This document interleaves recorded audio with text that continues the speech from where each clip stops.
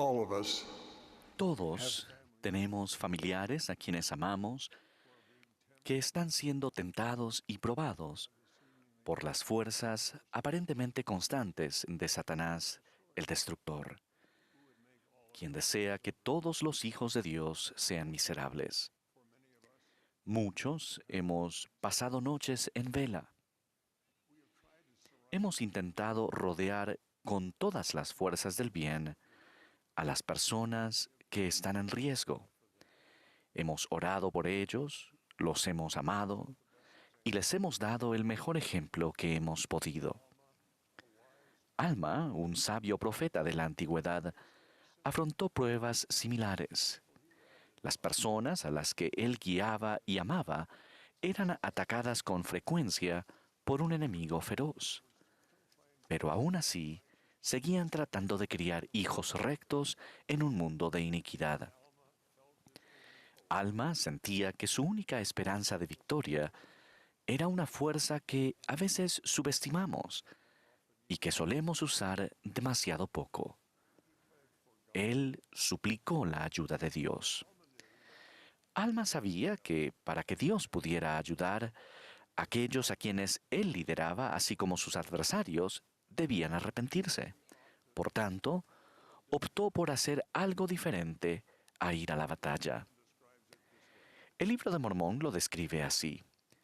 Y como la predicación de la palabra tenía gran propensión a impulsar a la gente a hacer lo que era justo, sí, surtía un efecto más potente en la mente del pueblo que la espada o cualquier otra cosa que les había acontecido.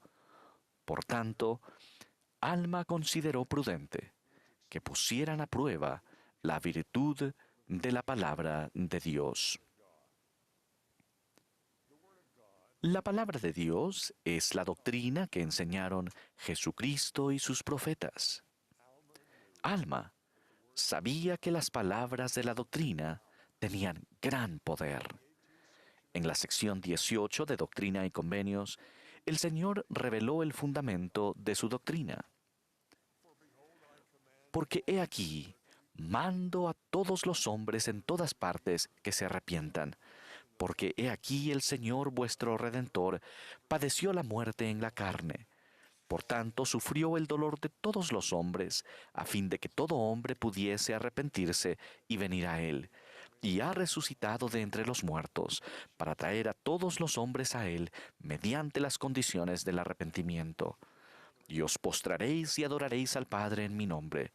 Debéis arrepentiros y bautizaros en el nombre de Jesucristo. Pedid al Padre en mi nombre con fe, creyendo que recibiréis y tendréis el Espíritu Santo. Y ahora, después de haber recibido esto, debéis guardar mis mandamientos en todas las cosas.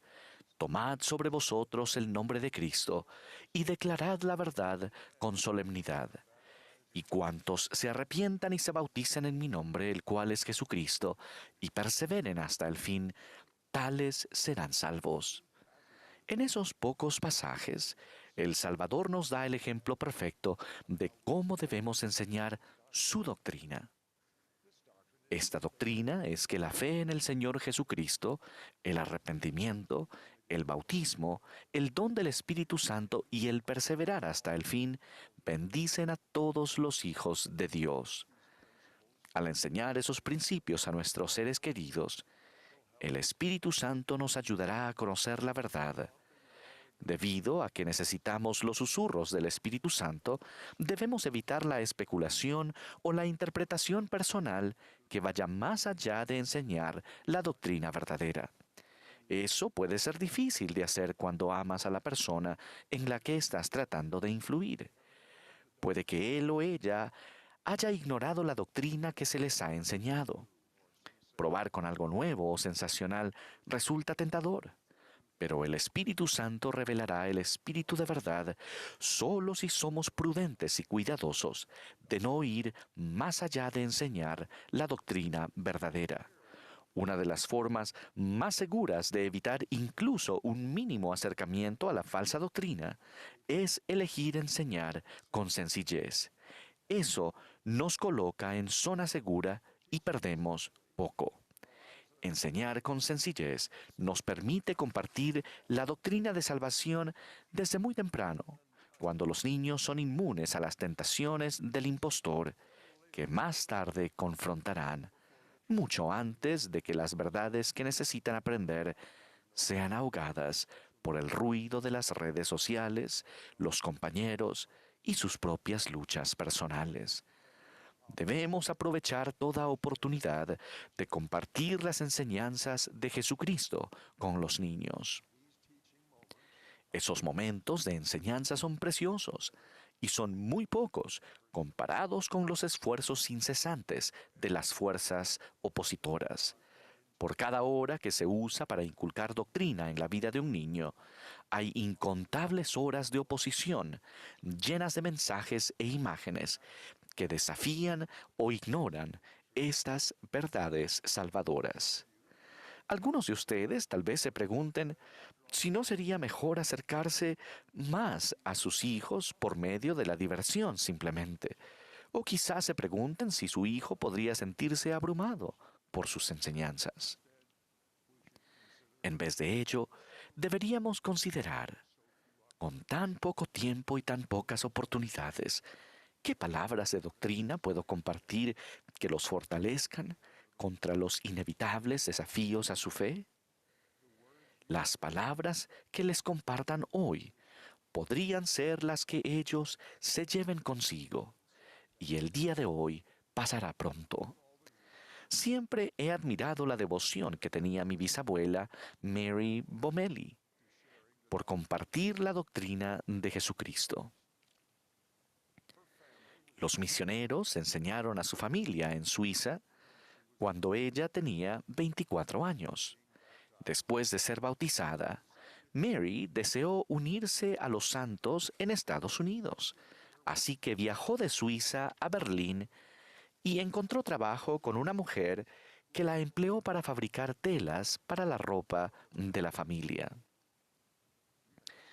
Mary vivía en un cuarto de servicio e instaló su telar en la sala de la casa.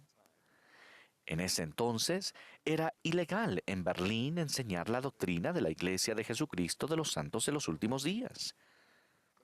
Pero Mary descubrió que no podía evitar compartir las cosas que había aprendido. La señora de la casa y sus amigas se reunían alrededor del telar para escuchar lo que Mary enseñaba. Ella les hablaba de la aparición del Padre Celestial y Jesucristo a José Smith, de las visitas de ángeles y del Libro de Mormón. Con los relatos de Alma, les enseñó acerca de la doctrina de la resurrección. Ella testificó que las familias pueden ser reunidas nuevamente en el reino celestial. El entusiasmo de Mary por compartir la doctrina del Evangelio restaurado pronto causó problemas. Poco después, la policía detuvo a Mary para meterla en la cárcel. Por el camino, ella le preguntó al oficial el nombre del juez ante quien debía comparecer al día siguiente. También le preguntó por la familia del juez y si era un buen padre y esposo. El policía describió al juez como un hombre mundano. Ya en la cárcel, Mary pidió un lápiz y un papel. Pasó la noche escribiendo una carta al juez, dándole testimonio de la resurrección de Jesucristo, tal como se describe en el Libro de Mormón, analizando el mundo de los espíritus y explicándole el arrepentimiento. Ella sugirió que el juez necesitaría tiempo para reflexionar sobre su vida antes de comparecer en el juicio final. Le escribió que ella sabía que él tenía mucho de qué arrepentirse, lo cual entristecería profundamente a su familia y le traería gran pesar. Por la mañana, cuando terminó su carta, le pidió al policía que se la entregara al juez, y él accedió a hacerlo. Más tarde, el juez citó al policía a su despacho. La carta que Mary había escrito era evidencia irrefutable de que estaba enseñando la doctrina del Evangelio restaurado, y al hacerlo estaba quebrantando la ley. Sin embargo, un rato después, el policía regresó a la celda de Mary. Le dijo que habían retirado todos los cargos y que podía irse. Sus enseñanzas sobre la doctrina del Evangelio restaurado de Jesucristo habían provocado que fuera a la cárcel, y el declarar la doctrina del arrepentimiento al juez consiguió que la sacaran de allí. Las enseñanzas de Mary Bomeli no terminaron con su liberación. El registro de sus palabras transmitió la doctrina verdadera a través de las generaciones que aún no habían nacido. Su creencia de que incluso un nuevo converso podía enseñar la doctrina de Jesucristo aseguró que sus descendientes fueran fortalecidos en sus propias batallas, mientras hacemos todo lo posible por enseñar a quienes amamos sobre la doctrina de Jesucristo. Es posible que algunos aún así no respondan. Pueden surgir dudas en la mente de ustedes. Tal vez se pregunten si conocen la doctrina del Salvador lo suficiente como para enseñarla eficazmente. Y si ya han intentado enseñarla, es posible que se pregunten por qué los efectos positivos no son más visibles. No cedan ante esas dudas. Recurran a Dios en busca de ayuda. Sí, e implora a Dios todo tu sostén. Deja que los afectos de tu corazón se funden en el Señor para siempre. Y ahora quisiera que fueseis humildes, que fueseis sumisos y dóciles, fáciles de ser tratables, llenos de paciencia y longanimidad, siendo moderados en todas las cosas, siendo diligentes en guardar los mandamientos de Dios en todo momento, pidiendo las cosas que necesitéis, tanto espirituales como temporales, siempre dando gracias a Dios por las cosas que recibís.